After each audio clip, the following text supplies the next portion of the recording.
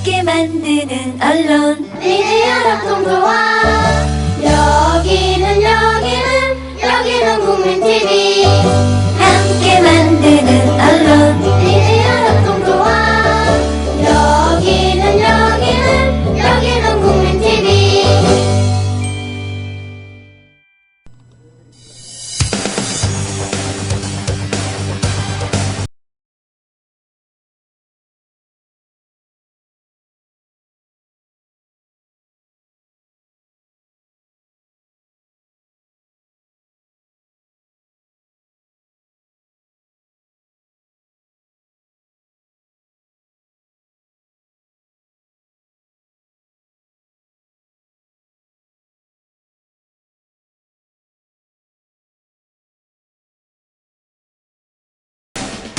자, 오늘은 에코까지 넣어서 최동호의 스포츠당을 오프닝을 했습니다. 오프닝을 하고 있는 와중에 모 방송사에서 관심사병상을 받은 바 있는 우리의 당수 최동호 스포츠당 당수께서 입장을 하고 계십니다. 빠람빠람빠람빠람. 아, 죄송합니다. 안녕하십니까? 예. 오늘은 항공 잠바를 입고 오셨네요. 예. 네. 이게 날씨가 겨울이 덜 추운 것 같아요, 저는. 예전보다는. 아니, 지금 안 추워요. 그쵸. 예. 꼭 봄날 같아요. 예, 그래가지고 겨울에 뭘 입어야 될지 지금 고민스럽습니다. 맞아요. 실은 저도 가죽 점퍼가 하나 있는데, 예. 사흘 전에 문고리에 걸려갖고 좀 찢어졌어요. 그래서, 그래요? 예, 그래서 어저께 세탁소에 맡겼거든요. 예. 내일 찾을 수 있다 그래서, 예. 할 수 없이 뭘 입고 나올까 하다가, 그렇다고 봄, 가을 자켓 입는 것은 예의에 어긋나는 것 같기도 하고. 아무튼 그래서, 예. 두꺼운 점퍼를 입고 왔는데, 파카를 입고 왔는데, 저 지금 더워요, 저거 입으면. 그쵸? 예, 걸으면 더워요, 저. 네. 왜요? 예. 우리, 정승준 아나운서가 지금, 뭘 도와드려요? 뭐 확인할 게 있다고 확인하시고요. 예. 포르투갈 리그라고 한다면, 예. 전 기억나는 이런 팀이 벤피카라는 팀이 있고요. 벤피카 포르투갈 리그 명무팀입니다. 그렇죠. 그리고 벤피카의 대단한 상징 같은 인물이었던 에우제비오. 맞죠? 맞습니다. 예. 그러니까 우리 66년 네. 조선의 본때를 보여주리라. 네. 에서 나왔던. 그렇죠. 예. 북한이 3골이나 먼저 넣었는데, 예. 4골을 넣은 에우제비오 때문에. 에우제비오 선생이라고 하죠. 에우제비오 선생이 지지난해인가 돌아가셨어요. 그렇군요. 예. 저는 어렸을 때 에우제비오라 그러지 않고 유세비오라 그랬어요. 예, 맞습니다. 네, 그런 거 많잖아요. 나중에 보니까 발음이 그게 아니었더라. 예. 호날두도 옛날에는 로날도라 그랬었거든요. 맞습니다. 네, 근데, 알파벳에서는 R을 쓰지만, 포르투갈어로는 그게 히읗이다. 예. 네, 뭐 그런 건데, 그런 것처럼 훌리오 이글레시아스도, 원래는 줄리오 이글레시아스라고 읽었었는데, 제이가 히읗이다라고 그런 그래도 거. 많이 나오셨네요. 저는 기억해보니까 중학교 때, 네. 중고등학교 때 세계사 배울 때, 네. 똑같은 HENRY인데, 네. 어떤 때는 헨이라고 하고, 어떤 때는 앙리라고 하고. 네네. 그게 이제 불어로는 앙리고, 예. 그렇죠. 그건 헨리고. 영어라는 것 자체가, 멀게는 옛날에 그리스어부터. 히라브라고 또 얘기하죠. 예, 우리가. 히라버 예, 등등해서 이것저것 짬뽕한 거니까. 하여튼 포르투갈 리그의 석현준 선수에 대한 이야기가 오늘 첫 번째 주제네요. 예. 예, 이 석현준 선수 많이 아마 아실 겁니다. 네. 올해 들어서 갑자기 뜬 이름이죠. 그렇죠. 이 포르투갈 리그에서 이 비토리아 세투알이라는 팀에서 뛰고 있는데 현재 올 시즌 들어서 17경기에서 10골을 넣었어요. 대단하네요. 대단하죠. 어이구. 그래서 갑자기 떴는데 근데 어느 날 갑자기 뜬 선수는 아니다. 네. 준비되어 있는 선수다, 이건 겁니까? 고등학교 때 예. 청운의 꿈을 안고서 무작정 네덜란드로 날아갔습니다. 아약스라는 팀으로 갔었나요? 예. 아약스도 꽤 유명한 팀 아닌가요? 네덜란드 리그의 네. 명문팀이었었죠. 네. 그 당시에 아약스를 맡고 있던 이 감독이 이용표 선수가 네. 토트넘에 있을 때 감독이었던 마틴 롤 감독이 있었어요. 한국 선수를 경험했었다는 거군요, 그는. 근데 이 마틴 롤 감독은 아시아권 선수들에게 좀 호의적인 양반이었는데 마틴 롤에게 무조건 쫓아가서 네. 테스트 할 기회를 달라. 정말요? 예. 와. 이렇게 시작이 됐던 선수였습니다. 대단한 용기네요. 예. 예. 그때 아약스에 입단이 돼가지고 네. 한때 잠깐 국내에서 떴는데 네. 그 이후로 졌죠. 그래서 마치 그 조니맨처럼 네. 팀으로 옮겨가면서 한동안 기억에서 잊혀졌다가 네. 올해 성적이 좋아서 갑자기 급부상한 겁니다. 그렇군요. 그래서 이제 석현준 선수가 뭐 어느 날 갑자기 그냥 툭 튀어나온 선수도 아니고 네. 그리고 엘리트 코스를 밟아오면서 계속 기대를 받아왔던 선수도 아니고 오늘날의 이 성적을 거두기까지 고생을 했다는 말씀을 드리려고 아. 이 석현준 스토리를 준비한 거죠. 알겠습니다. 예전에 그런 예로는 예를 들면 박지성 선수 같은 분이 계셨는데. 예. 예. 석현준 선수에 대한 이야기 그러면 부탁드리겠습니다. 그럼 시간을 거슬러 올라가서 네. 2009년 6월이었습니다. 6년 전이군요. 예. 네. 축구 고등학교 신흥 명문이라고 얘기를 하는 신갈고등학교에서 뛰었습니다. 신갈고등학교면은 용인이군요. 예, 네. 맞습니다. 네. 근데 이 석현준 선수가 뭐 신장도 좋고 190이 넘어가거든요. 네. 그렇기 때문에 고등학교 때도 뭐 제법 이름은 알려졌던 선수였었어요. 예. 부상이 잦아서 키 큰 사람들이 좀 그런 면이 좀 있죠. 아, 그렇습니까? 병치레를 자주 하는. 이 부상이 잦아서 경기에는 많이 나서지 못했는데 이름은 많이 알려졌던 선수였었어요. 예. 그랬는데 어느 날 갑자기 석현준 선수가 유럽에서 뛰고 싶다는 꿈을 안고 네. 그냥 무작정 비행기에 몸을 실은 겁니다. 참. 야, 무작정 상경도 아니고 말이죠. 그래서 이 아약스 네덜란드로 날아가서 네. 아약스 FC를 맡고 있던 이 당시 마틴 율 감독에게 테스트 기회를 한 번만 달라라고 네. 매달렸죠. 네. 마틴 율 감독이 뭐 그래? 뭐 그럼 뭐 해봐라. 네. 아주 연습 경기를 뛰게 됐는데 네. 이게 운이었는지 연습 경기에서 골을 넣은 거예요. 아. 그래서 오케이 사인이 떨어지고 난 뒤에 네. 이 아약스의 연습생 신분으로 2009년 10월에 입단을 하게 된 것이었죠. 네.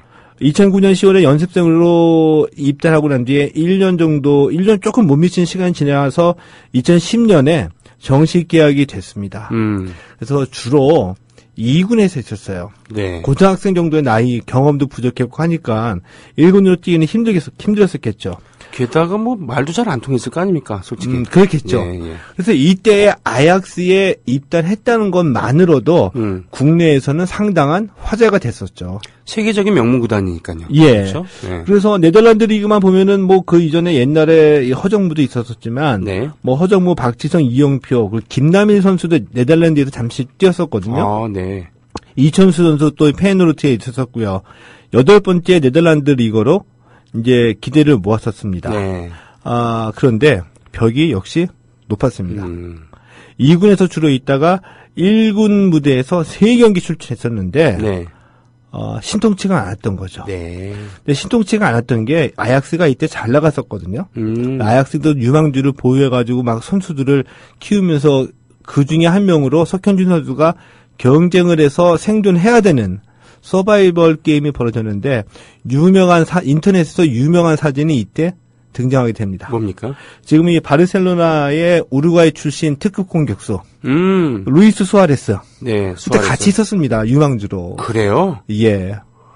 야. 그래서 수아레스가 지금 엄청나게 떠버렸잖아요. 그렇죠. 지난해 월드컵은 더 떴죠. 더 떴죠. 예. 네. 그러고 난 다음에 석현준 선수가 이거를 뭐 방출했는지 아니면 누군가가 석현준 선수의 이 사진을 보고서 이제 카피해가지고 돌렸는지 그 유명한 수아레스와 석현준이 한때 이런 한솥밥을 먹었었구나. 유망주로. 네. 이제 그런 사진이 띄고 있었는데 이들과의 경쟁에서 밀린 겁니다. 그렇겠군요. 예.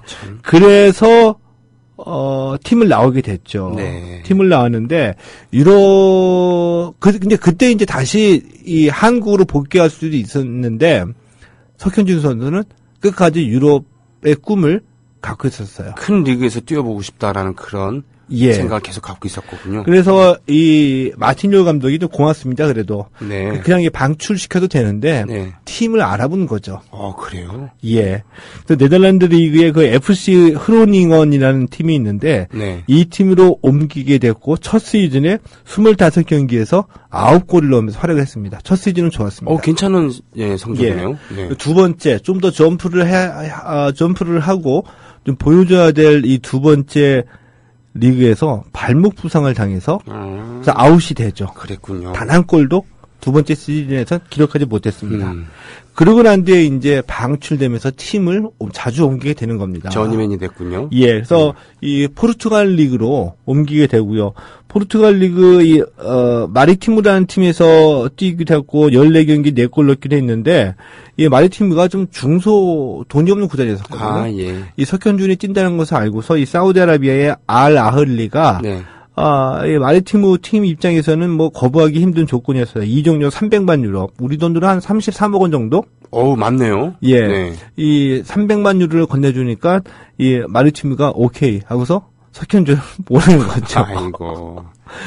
알 아흘리에서 조금 뛰다가 네. 다시 이 포르투갈 2부 리그 네. CD 나시오날하고 계약을 맺으면서 포르투갈로 들어오게 되는 겁니다. 네. 근데 이 CD 나시오날에서 2부 리그에서. 예, 네. 2부 리그에서 다시 출발하게 됐는데 네. 여기서 완전 자신감을 회복하게 돼요. 그랬군요. 이 40경기에서 10골을 넣으면서 공격수로서의 입지를 다졌고 네. 포르투갈 내에서 이름을 조금씩 알리게 되니까 드디어 1부 리그 비토리아 세투발이 눈여겨보고 있다가 계약을 한 거죠. 네. 이것이 언제냐? 올해 언제입니까? 1월이었어요. 야. 그래서 세투발이 데리고 오자마자 올해 1월에 데리고 오자마자 네. 이 리그가 오픈을 했고 네. 오픈하자마자 현재 17경기에서 10골을 넣으면서 대활약을 하고 있는 거죠. 일단은 제대로 된 훌륭한 공격수라고 하면은 한 시즌에 두 자리 숫자의 골을 기록해야 되는 거 그렇죠. 아니겠습니까? 예. 네네. 근데 석현준 선수 같은 경우에는 워낙 이 피지컬이 좋은데다가 신갈고등학교 도중에 유럽에서 계속 생활했었기 때문에 네. 이 유럽 선수들하고 부딪히고 경쟁하는데 이제 완전히 익숙해진 거죠. 유럽 선수들의 스타일이 몸싸움을 주저하지 않는 예. 그런 용감 대범함 좋게 얘기하면 대범함과 거친 그리고 이제 피지컬이 정말 대대잖아요. 지금 예. 말씀하셨다시피. 네. 그리고 우리가 유로 축구 보면서 중계를 주로 봤을 때 네. 우리 K리그하고 좀 다르다고 느끼는 면 중에 하나는 네. 뭐냐면 공격수들 같은 경우에는 우리가 이게 그 경기장만 보면서 공격 기회를 잡았을 때 네. 아침에 슛 이러죠. 네. 이 말이 저절로 나오잖아요. 기회다 싶어가지고. 그렇죠. 근데 그게 이 평면으로 보는 중계 화면이니까 우리 이렇게 쉽게 얘기를 하는데 네. 실제 선수들은 그 장면에서 뭐 각도나 아니면 상대 선수의 발이라든지 걸리는 게 많아서 실제 슛은 못 쏘거든요. 네. 근데 진짜 특 A급 선수들은 우리가 슛할 때 우리보다 오히려 한 템포 더 빨리 슛을 쏘죠. 네, 그렇습니다. 예상하지 네. 못했던 데서. 네네. 근데 석현준 선수는 가끔가다 그런 장면이 나옵니다. 아, 판단이 빠르다는 얘기군요. 예. 네. 판단이 빠르다는 얘기는 그냥 뭐 슛 쏴야지 할때 쏘는 것이 아니라 그만큼 그 이전에 이 시각적으로 그라운드 전체 전방을 다 본다는 얘기거든요. 네. 비었다 지금 쏘자 이렇게 생각하는 거 아니라 보고서 느낌 오면 그대로 쏘는 건데 석현준 선수는 이게 좀 나오고 있어요. 그러니까 경기장을 남들보다 폭넓게 예, 먼저 볼 수 있는 능력이 있다는 얘기군요. 그렇죠. 네. 그래서 올해 세투바를 와가지고 이렇게 활약을 하다 보니까 네. 드디어 어제 이 포르투갈의 언론인데 아볼라라는 데에서 네. 아까 말씀하신 포르투갈 리그의 명문팀 네. 벤피카, 네. 스포르팅 네. 같은 데에서 석현준을 지금 주목하고 있다. 오. 그러니까 스포르팅 같은 팀에서는 이 몸값 300만 유로에 석현준 선수는 영입하려고 한다라는 보도까지 나온 겁니다. 근데 이 스포르팅이 어떤 팀이냐 하면은 네. 우리가 뭐 가끔가다 말씀을 드렸죠. 이 황금 세대, 포르투갈 축구의 황금 세대였던 루이스 피구나 피고. 아까 말씀해 주셨던 이 크리스티아누 호날두. 이 선수들이 거쳐갔던 팀입니다. 여기에서 점프를 해가지고 빅리그로 진출했죠. 네, 그랬군요. 그래요. 아까 뭐 수아레즈 선수도 그렇습니다만 한때 우루과이가 빛을 발했던 지금보다 훨씬 세계 축구계에서 차지하는 위치가 높은 때가 있었죠. 바로 제1회 월드컵 우승국 아니었겠습니까? 맞습니다. 네. 그러나 우루과이란 나라는 남미에서 그렇게 주목받는 나라가 아니었고 예. 축구도 역시 그랬습니다만 예. 최근에 대통령, 서민적인 풍모의 대통령 때문에 저희들은 참 부러워하고 있는 것도 있고 또 축구 팬들에게는 영원히 잊을 수 없을 것 같은 예. 수아레즈 선수 때문에 우리 대표팀이 곤욕을 당했었잖아요. 그랬죠. 그렇죠. 예. 뭐 그렇습니다만 포르투갈 리그는 사실은 그동안 스페인이나 또 영국 특히 예전에는 이제 분데스리가 독일 리그에 비해서 우리의 관심을 못 받은 건 사실입니다.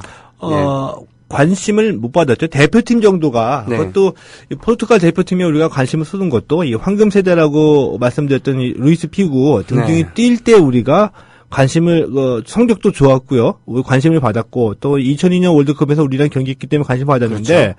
그렇기 때문에 포르투갈 리그를 우리가 한참 좀 낮게 보는 경향도 있지만 유럽 축구 연맹에서는 이 유럽 각국의 프로 리그를 서열화해서 랭킹을 매기거든요. 네. 이럴 때 우리가 소위 얘기하는 그 빅리그, 프리미어 리그, 뭐 프랑스, 스페인 리그 빼고 이 포르투갈 리그가 유럽 전체 리그에서 중상위권입니다. 아, 그렇군요. 한 6, 7, 8 정도의 기록을 가요. 그러니까 결코 수준이 낮은 리그는 아니죠. 자, 오케마리님께서 포르투갈 리그면 유럽의 상위권 리그인데 현재 유럽 리그 5위라고 돼 있어요. 득점 랭킹, 도움 둘 다 상위권인데 요즘 포텐 갑자기 터진 듯. 손흥민의 석현준의 투톱은 걱정 없네요라고 이렇게 멘트를 적어주셨어요. 이게 시기적으로 보면은 손흥민 선수도 그렇고 손흥민 선수 지금 약간 좀 불안한 입지긴 하지만 이 슈틸리케 감독이 취임한 이후에 슈틸리케 감독이 불러서 대표팀을 한번 거쳐간 선수들은 다 펄펄 날고 있죠. 아, 그렇군요. 특징적으로.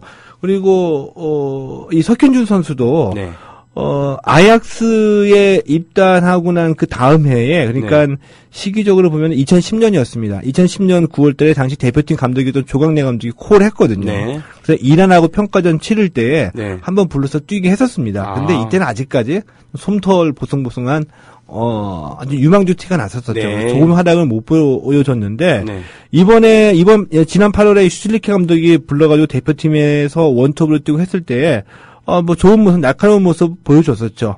상대가 뭐 워낙 약체였었기 때문에 2차 예선에서는 뭐 그렇게 아직까지는 뭐 유럽의 강팀과 통할 수 있을까에 대한 확신은 없지만 그래서 좋은 성적 보여줘가지고 국가대표팀 거치고 난 뒤에 골이 막 터지고 있는 겁니다. 그렇군요. 네. 자, 슈틸리케 감독이 여기서도 언급이 되는군요. 자, 그런 의미에서 이 얘기는 다 끝났습니까?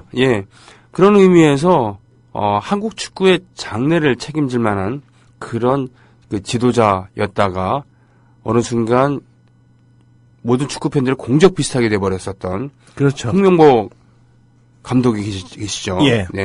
자, 홍명보의 멘털이라고 이렇게 제목을 적어주셨는데 이게 어떤 의미인지 모르겠습니다. 저는 홍명보 감독이 굉장히 남자답고 카리스마 있고 강하고 이런 멘탈인 줄 알았었거든요. 우리가 알고 있는 게 그렇죠. 침착하고. 근데 역시 약간의 한계는 보여줬습니다. 아, 그렇습니까? 이제 그 말씀 좀 드리려고 하는 건데. 그래서 그렇다고 해서 이 홍명보 감독이 이 약하다는 뜻은 아니고 제가 드리고 싶은 말씀은 인생사나 개인사나 개인의 어떤 인격이 형성되어지는 과정에서 실패를 모르고 성공만 해왔던 사람들이 어느 날 갑자기 실패와 첫 번째 맞닥뜨렸을 때에 무너지는 경우. 바로 이제 그 경우를 홍명보 감독이 좀 보여줬거든요. 그 인터뷰에서. 이게 무슨 얘기냐면은 지난 17일에 중국의 그 프로축구 항저우 리청하고 계약을 하고서 도장 찍고 난 다음에 곧바로 이제 인천공항으로 귀국을 했습니다. 그래서 인천공항에서 귀국했을 때에 인천공항에서 인터뷰한 내용이거든요. 한번 읽어드리겠습니다. 그동안 모든 사람의 기대에 부응해야 한다는 부담감이 누구보다 많았는데 더 이상 그 기대에 부응하진 않을 것이다. 많은 분이 명예회복을 해야 한다고 저에게 말해줬는데 과연 축구를 하면서 내가 얼마나 많은 명예를 가졌나 싶다. 22여 년간 국민의 기대에 부응하기 위해서 많이 노력했다. 잘할 때도 있었고 못할 때도 있었는데 이제는 선택할 때 나 자신이나 가족을 좀 더 생각하겠다. 이런 얘기를 했거든요. 그랬군요. 이렇게.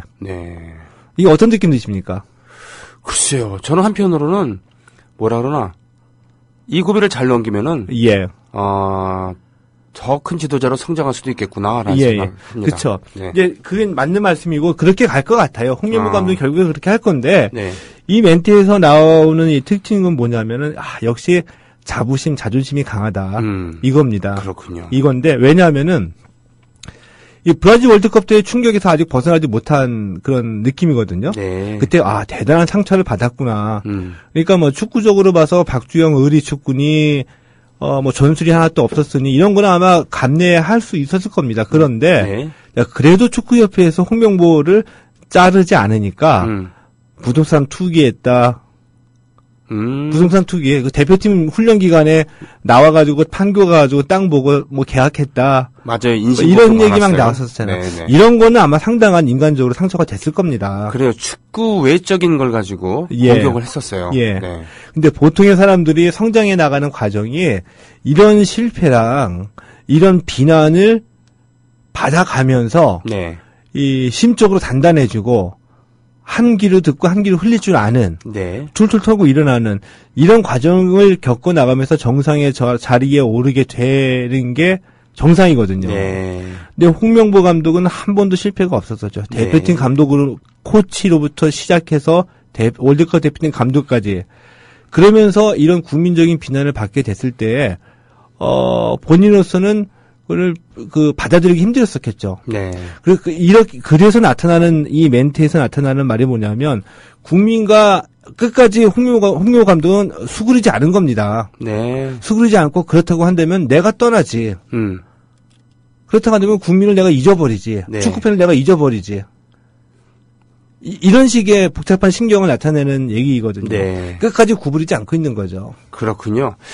찰스 디킨스의 소설 데이비 커퍼필드라는 그 소설을 보면은 주인공은 커퍼필드지만 되게 성장기거든요. 거기에 자기보다 모든 면에서 월등한 그런 친구 얘기가 나옵니다. 예. 근데 이 친구가 단 한 번의 좌절에 스스로 죽음을 택하죠. 그런 경우 가끔가다 우리가 보잖아요. 네네. 예. 홍명보 감독도 이 실패 없이 성공만 계속해와서 성장해왔던 사람들이 첫 번째 실패와 맞닥뜨렸을 때에 겪게 되는 이 방황이나 좌절 이런 멘트들이 잘 나타나게 되는데요. 그런데 어제 홍명보 감독이 다시 지면을 장식을 했습니다. 어제 장식한 이유는 뭐냐면은 우리나라에서는 아주 대표적인 이 스포츠 자선 경기가 돼 왔죠. 이 홍명보 자선 축구 경기. 이게 뭐 공식적인 이름이 Share the Dream 풋볼 매치인데요. 여기서 이제 이 홍명보 감독이 인천공항에서 얘기했을 때보다는 좀 더 편안한 자리에서 아무래도 자기가 중심이 돼서 만든 기자회견이잖아요. 자기가 선택하고 자기가 중심이 되다 보니까 좀 더 편안하고 솔직하게 얘기를 했는데 이때는 뭐 이 프로축구 감독을 처음 하기 때문에 좀 걱정이 되는 것도 사실인데 걱정되는 것만큼 처음이니까 설레기도 하고 열정도 있다. 이런저런 얘기 편하게 얘기를 했거든요. 자, 그러면서 우리의 언론의 관심은 홍명보 감독이 갔으니 한국 선수나 한국 코치들 데리고 가지 않을까. 그래서 이 올림픽 팀하고 브라질 월드컵 때 같이 뛰었던 코치들이 난데없이 잘 있다가 막 사표 내고 막 그랬었거든요. 그래서 이분들 데리고 가는 거 아니냐라는 질문을 했는데 홍명보 감독은 아직 생각해보지 않았다. 라고 대답을 했습니다. 그렇군요.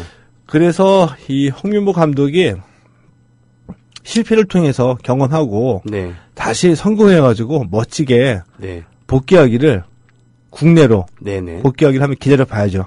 그렇군요. 예.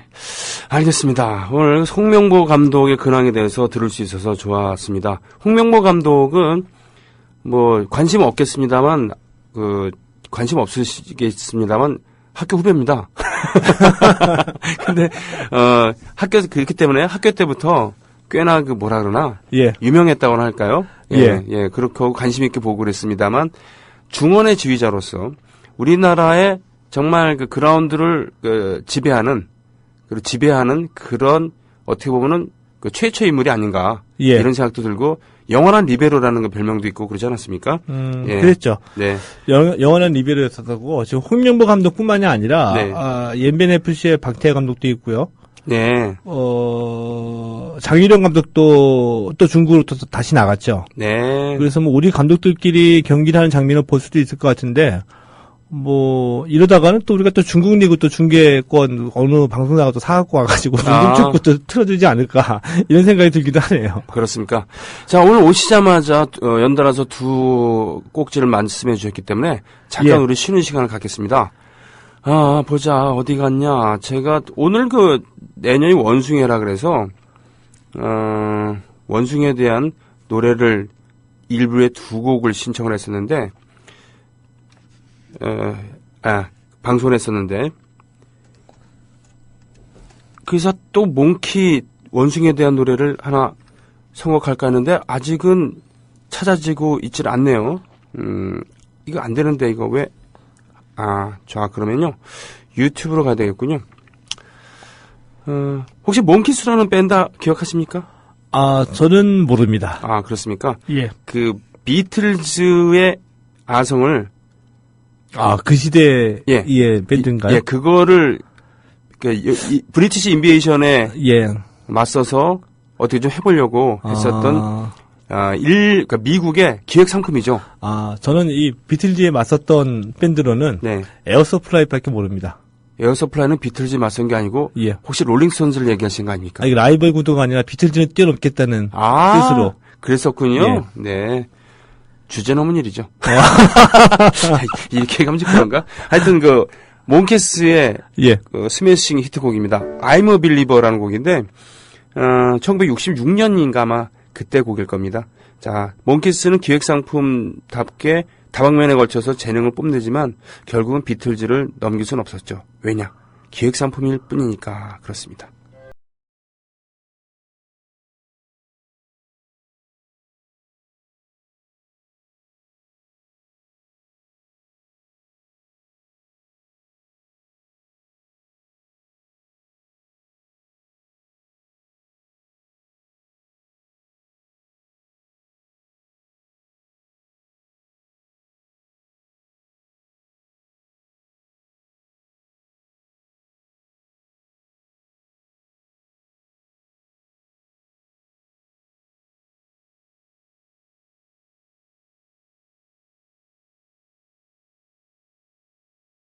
네, 언제나 유쾌한 노래죠. 더 몽키스의 I'm a Believer였습니다. 몽키스, 토큰스, 추억의 이름들이네요. 네. 자, 제가 하나 좀 궁금한 게 있는데요. 예. 네. 사실 세계 리틀 야구라고 하는 예. 그러니까 어린이들 야구 예. 최강자가 사실은 대만이잖아요. 그러니까 최강자보다는 뭐라 그러나 리틀 야구의 수준은 상당히 높잖아요. 상당히 높죠. 그런데 예. 프로리그의 수준은 예. 상대적으로 리틀 야구에 비하면 떨어집니다. 그렇죠? 대만이. 그렇게 볼 수도 있고요. 예, 예. 그렇게 볼 수도 있고 우리가 뛰어넘었다라고 볼 수도 있어요. 그렇습니까? 예, 그러니까 성인 야구 프로리그를 가서는 우리가 대만 야구를 뛰어넘었다. 그리고 뛰어넘은 것은 불과 그렇게 오래되지는 않았습니다. 2000년대 초 넘어서 지나면서부터 우리가 이제 대만보다 앞선다. 그렇군요. 라고 자신할 수 있게 됐고요. 그때까지만 해도 대만을 그렇게 만만하게 보진 않았죠. 근데 그 이유 중에 하나가 우리는 벌써 10개 팀이죠. 대만 팀수가 많지는 않습니다. 인구가 적어서 그런가요? 예. 그리고 대만이 이 승부 조작의 홍역을 엄청나게 겪었어요. 그렇군요. 최근 몇 년 사이도. 그리고 팀 하나가 해체되기도 했었거든요. 이제 그런 게 많을 정도로 대만에는 스포츠 베팅이 있죠. 네. 이게 성행했었고 선수들이 승부 조작에 가담하는 일이 많았었죠. 그래서 전반적으로 하지만 제가 갖고 있는 지금 선입관이라고 할까요? 그거는 리틀 야구는 곧잘 하는데 꽤 하는데 성인 리그는 좀 그에 못 미친다. 뭐 이런 생각을 갖고 있었거든요. 뭐 그런 느낌도 있었지만은 그러니까 우리가 자라났던 시기에 네. 리틀 야구는 대만이 최고. 뭐 이런 얘기를 많이 했었었고요. 근데 뭐 대만이 성인 야구에서도 우리랑 뭐 교류만 했었지만 2000년대 초반 넘어가면서부터 우리한테 완전히 우리가 대만을 극복했다라고 선언해도 좋을 만큼 그렇군요. 실력이 성장했죠. 예전에 한휘민이라고 하는 하나의 선수가 빙그레 선수가 예. 말년에 거기 대만 리그 갔다가 대만에서, 별로 이렇게 활약을 하지 못하고 다시 돌아온 적이 있었습니다만 대만의 거포 린즈시형이라는 선수가 있는 모양이죠. 예. 지금 나이가 좀 있는 30대 선수입니다. 그렇습니까? 그리고 몬키스예요. 또 내년 아하하. 원숭이의 팀 이름이? 해인데 네. 라미고 몬키스라는 팀에서 지금 33살인데 대만의 프로리그를 대표하는 대만의 거포 네. 이자 내야수이거든요. 이 네. 린즈성 선수가 한국에 갈지도 모른다라고 대만 언론이 보도를 한 겁니다. 그렇군요. 그 근거로 이 대만 프로야구 연맹 우리의 이 KBO 격이죠. 네. 이 CPBL이라고 하는데 이 CPBL이 한국과 일본의 프로야구 구단이 린즈성의 신분 조회를 요청했다. 오. 아직은 어느 팀인지 밝힐 수는 없다. 이렇게 이제 보도를 하는 겁니다. 그렇군요. 그래서 이제 이 우리 언론에서 분석에 들어갔죠. 분석에 들어갔는데 우리 외국인 선수 3명이잖아요. 네네네. 그 타자나 투수 중에서 반드시 한 명은 있어야 된다. 이런 네. 조건이 있고요. 그래서 아직까지 외국인 타자와 계약하지 않은 팀 네. 찾아보니까 삼성하고 두산은 한화다. 이 중에서 한화가 가장 유력하지 않겠느냐. 네. 이런 이제 보도까지 나오면서 관심을 모았던 겁니다. 네. 그런데 이 보도가 나오니까 또 이 기자들이 KBO에 문의가 들어가니까 KBO에서는 우리는 신분조회 요청한 적이 없다. 이렇게 부인을 했거든요. 네. 이렇게 부인을 했는데 그래도 우리가 타이완 정도는 우리가 관심을 가져볼 만하다고 봅니다. 네. 시장 개척이라는 면에서도 마찬가지로요. 그렇군요. 만약에 이 대만 우리나라의 이대호 정도의 느낌이거든요. 네. 이대호 선 정도에. 그래서 린즈성이 우리나라에서 리그에 뛰게 될 때 대만의 야구 팬들도 관심을 가질만 하다고 봅니다. 아, 그럴 수 있겠네요. 지금 보니까 예. 올 시즌 타율 예. 3할 8푼 대단하네요. 그쵸. 그리고 31홈런 30도루. 그래서 대만 프로야구 역대 최초로 30 클럽에 가입했고 올해 프리미어 12에서도 홈런왕 홈런 4개를 쳤죠. 4개 치고 그리고 예. 타율도 3할 4푼 8리 탈 대만급 거포임을 입증했다라는 그 기사를 봤는데 3할 8푼이니까 뭐 타격도 정확하고요. 30홈런 네. 넘어가는 파워에다가 거기다 도루까지 있으니까 이 야구하는 스타일로만 보면은 우리나라 그 박재홍 선수 있죠. 박재홍, 네, 네, 박재홍 선수의 그런 정도의 느낌이죠. 그렇죠. 우리나라 최초로 30 클럽에 가입을 했었나요, 박재홍 선수? 예. 지금 타격하는 모습이나 보니까 대단히 당당한 체구이고 잘생겼네요. 예. 잘생겼고, 뭐, 네. 그런데 이런 뭐 스타성이 있다고 한다면은, 네. 저는 뭐, 웬만하면 좀, 영입을 하는? 예, 데리고 올만 하면, 데리고 와서, 실력을 키워서 좋은 선수로, 발전하게 되면은, 네. 뭐, 시장 개척이라는 면에서도 좀 욕심이 난다고 좀 말씀을 드려보고 싶습니다. 대만을 대표하는, 앞서 말씀드렸던 그런 활약을 하는, 네. 대만을 대표하는 야구 스타이고요. 아마 대만 팬들도 아마 이 린지성 선수가 뛰는 경기를 보고 싶어 한다. 네. 그렇다고 한다면 예를 들어서 한화가 데리고 왔다. 네. 그러면 KBO 전 경기는 아니더라도 한화 경기만 중계권을 또 팔 수가 있거든요. 그렇군요. 그래서 시장 개척에 나서는 거죠. 하나뿐 아니라 삼성의 얘기도 언급이 되고 있습니다만 그래요. 뭐라 그러나 어차피 프로리그라는 것은 성적 얘기하는 거고 또 예. 프로리그라는 것은 돈을 벌어야 되는 거기 때문에 순혈주의라든가 뭐 그런 거에 고집할 필요도 없고 또 외국인 선수는 왜 항상 미국에서만 데려와야 되는가 뭐 이런 생각 가질 필요는 없는 거잖아요. 이런 선수들의 이점이 똑같은 실력이라고 하더라도 네. 우리가 미국 갈 때 그 뭐 쿠바 선수들에 비해서 똑같은 성적을 갖고 있는 선수라도 그 디스카운트 되는 것처럼 상대적으로 똑같은 정도의 그 레코드를 갖고 있는 선수를 간다면은 그 미국 쪽 선수보다 몸값이 싸죠. 그렇군요. 예. 자, 오케이마리님, 께서는 한국에 온다면 대만 야구 팬들에게 KBO 리그의 앞선 인프라를 보여줄 수 있다는 점, 계약 성사되고 중계되면 모든 게 최초, 한국 리그에 대한 이미지 구축부터, 대만에선 일본 리그를 거의 자국 리그처럼 다루던데, 예. 한국 리그도 그런 관심을 받았으면 좋겠습니다. 라고. 이런 거 필요합니다. 그래가지고 비시즌일 때, 네. 이 렌지시영 선수가 뛰고 있는 국내 프로야구팀이 네. 대만 가가지고 뭐 친선 경기 한두 게임 정도 하고, 네. 이런 프로모션 하게 되면은 훨씬 좋죠. 이런 표현을 써서 미안하지만, 그 선동열의 밥이었던 다이호. 네. 예. 다이호 선수도 대만 출신이고 그렇죠. 무엇보다도 오 사다하루 감독, 예. 왕정치가 그 귀화한 대만 출신이기 때문에 예. 그래서 그 일본 리그를 자국 리그처럼 생각하기도 하고 또 제가 야스쿠니 신사 거기 한국인 영혼들 강제 합사에 대해서 반대하는 운동을 계속하면서 예. 느낍니다만 대만은 뭐라 그러나, 일본에 대한 감정이 우리만큼 똑같은 식민지를 겪었음에도 불구하고 훨씬 호의적이에요. 일본에 대해서. 아, 근데 그게 좀 이해할 수 없는 건데, 예를 들면 네. 싱가포르 있잖아요. 네. 싱가포르도 영국의 식민 지배를 받았잖아요. 네. 근데 감사해야 하는 국민 정서예요. 그래요? 그리고 영국 식민지를 받아서 영국 식민 레풀지라는 네. 초대 우리로 얘기하면은 뭐 초대 식민지 통감, 통감? 총독? 네. 예. 이래서 뭐 건국의 아버지처럼 추앙하고 대학이나 어떤 건물에 레풀지라는 이름이 들어가면 최고 수준. 그렇군요. 예, 학교도 그렇고요. 이게 분명히 일본의 식민지 경영 방식과 영국은 다르다는 것이 왜냐하면 영연방이라고 아직도 있잖아요. 그렇죠. 그렇지. 영연방 경기도 하잖아. 지들끼리 모여서. 예. 하여튼 뭐 스포츠당이니까 스포츠 얘기만 뭐 합니다만 이런 격까지도 가끔은 생각해볼. 예. 근데 하여튼 그게 좀 이해가 안 갔습니다. 그래요. 그러게요. 네. 아무튼요. 오케이 마리님께서 이런 의견을 보내주셨고, 자 그럼 이 얘기는 끝난 겁니까? 예. 예. 마지막 얘기입니다. 정몽준 씨가 6년의 자격정지를 받아서 우리가 격분했었던 예. 적이 있었는데 예.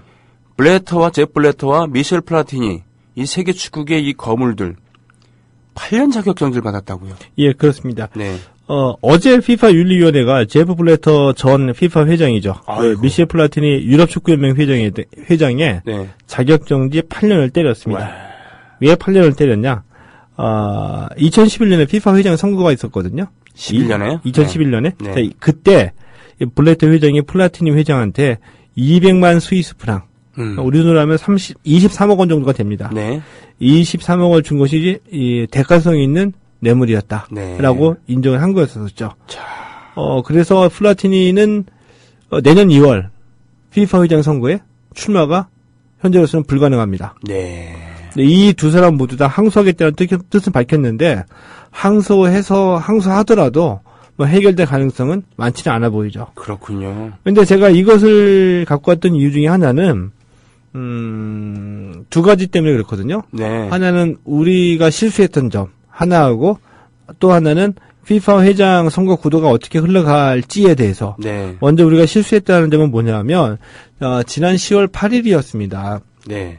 이때 10월 8일에 FIFA 윤리위원회가 정몽준 대한축구 명예회장의 자격정지 6년을 때리면서 네네. 플라티니 유럽축구연맹 회장에게는 자격정지 90일을 때렸거든요. 아이고. 네, 그랬어요. 맞아요. 예, 이때에 네. 우리 언론의 해석은 네. 이 플라티니에게 다시 내년 2월 선거에 출마할 수 있는 기회를 주기 위한 면죄부다. 네. 이런 해석이 강했었죠. 대부분의 언론들이 그렇게 진단했었죠. 네. 근데 이때의 자격정지 90일은 앞서서 말씀드렸던 블래터 회장이 네. 플라티니 회장에게 이 200만 프랑, 스위스 프랑을 줬다는 이 사건에 네. 아직 수사가 다 끝나지 않았기 때문에 임시적으로 90일 자격정지를 때린 거고 수사를 종결짓고 난 뒤에 다시 윤리위원회에서 최종적으로 심사해서 징계를 주겠다. 그러니까 이 심사하는 도중에 이 사람들이 자기들 권한을 행사하는 것을 못하도록 막겠다. 그래서 예. 일단 그럼 90일 안에 우리가 모든 걸 조사해서 추가 예. 조치를 취하겠다는 그런 의미였군요. 그런 뜻이었었거든요. 근데 그런 배경을 전부 다 우리 언론에서 외면을 하고 네. 음모론으로 몰아갔죠. 민족감정. 그리고 정몽준 회장도 자신이 음모론의 희생자인 것처럼 네. 계속 항소하겠다, 어떻게 하겠다 이 얘기는 했지만 네. 결국 항소는 하지도 않았고 네. 희생자가 된 것처럼 계속 얘기를 해왔습니다. 네. 근데 이때에 딱 한 사람이 음모론이 아니다. 윤리위원회가 면죄부를 주려고 하는 것이 아니라 윤리위원회는 현재 윤리위원회 본 역할을 잘 해나가고 있다. 그래서 이 징계는 일시 징계이기 때문에 최종적으로 지켜봐야지 된다.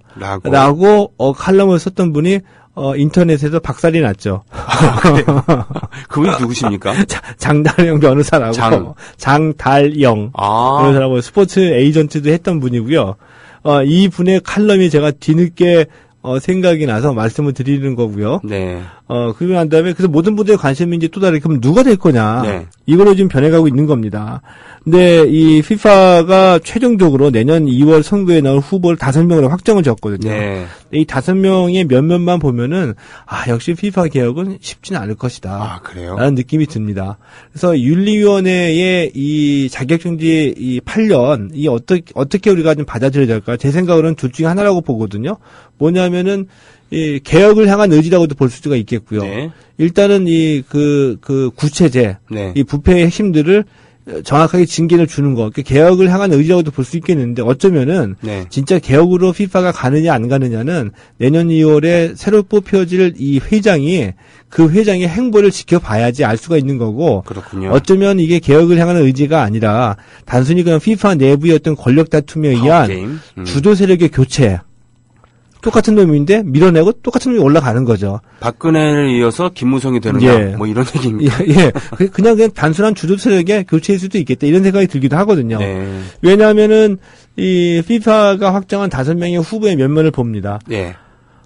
이분 제가 이름 그렇게 여러 번 얘기했는데도 아직까지 다 외우지 못했습니다. 예.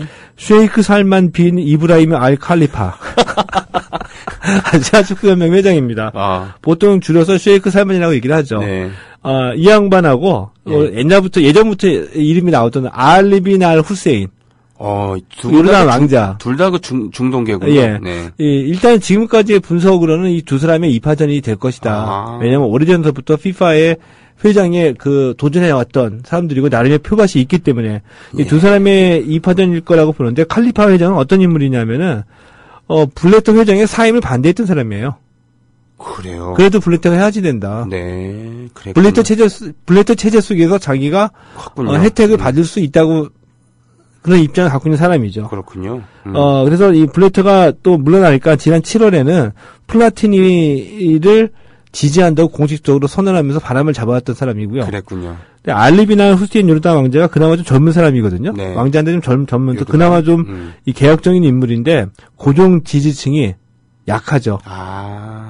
나이도 젊고 네. 또 개혁을 얘기해왔기 때문에 이 밖에 자니 인판티노라고 유럽축구연맹 사무총장이 등장하고 또 제롬 샹피뉴라고 전 FIFA 국제국장 그리고 FIFA 안에 또 반인종차별위원회 위원인 토쿄 세칼라라는 분이 입후보를 했는데 네. 전부 다 플라티니의 오른팔이었거나 또는 너희 블래터의 하수인이라고 볼 수 있는 이 조직원이었기 때문에 네. 그렇게 개혁적이라고 보기는 힘듭니다. 그랬군요. 네. 그래서 FIFA 같은 국제 조직의 네. 개혁은 정말 힘들다. 이런 거를 다시 한번 느껴보는 거죠. 그렇군요. 요르단 왕자가 알리라 그랬나요? 요르단 왕자는 알리 빈 알 후세인. 후세인 왕자. 아시아 축구연맹 회장 이름 한번 외워보세요. 아니요, 포기하겠습니다. 예. 그렇습니다. 그렇군요. 아무튼 한 세대가 저물어가는 건 확실한 것 같습니다. 제프 블래터, 예. 그리고 정몽준, 예. 또한 미셸 플라티니까지. 예. 개인적으로 미셸 플라티는 위대한 축구 선수였기 때문에 그의 그렇죠. 그의 그 몰락이 저에게는 참 이러저런 생각을 많이 하게 되네요. 예. 그렇게 돈과 명성을 갖고 있는 분이 예. 왜 그런 짓을 했을까라는 생각도 들고. 근데 그런 이 FIFA도 부패의 이 연결고리가 있거든요. 네. 그러니까는 얼마 전에 그 아프리카의 그 축구협회 회장이 FIFA의 블래터한테 받은 돈, 네. 그 자기네 나라 대통령 선거 자금으로 썼다고 이런 보도가 나왔었거든요. 네. 그러면 그 사람 입장에서 보면 생각을 해보니까 그 축구협회장 자리를 지키기 위해서 상납하는 구조잖아요. 네. 그러니까 이 플라티니도 우리가 흔히 얘기하는 이 현실 정치에 들어간 이상 네. 돈을 받고 다시 돈을 주고 돈의 용처나 돈의 쓰임이 필요했었겠죠. 네, 알겠습니다. 자, 오늘은 스포츠당 여기서 마치고 방송을 마치겠습니다. 오늘 마지막 곡으로 우리 조합원 밴드죠. 전 멤버가 우리 조합원인 모비딕의 꽃이지다 듣겠습니다. 자, 당수님 고맙습니다. 예, 고맙습니다. 네.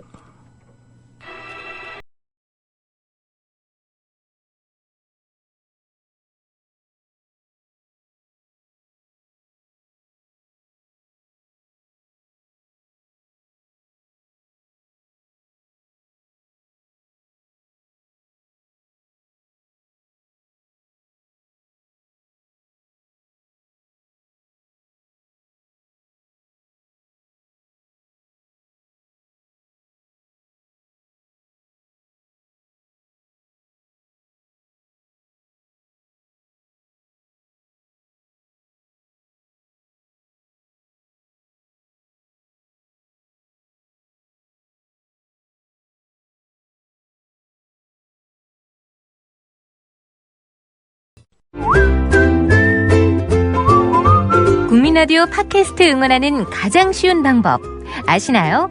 다운로드하기, 별점 주기, 댓글 달기, 구독하기. 국민라디오 팟캐스트 널리 알리는 가장 쉬운 방법. 다운로드하기, 별점 주기, 댓글 달기, 구독하기. 기억하세요. 다운로드하기, 별점 주기, 댓글 달기, 구독하기.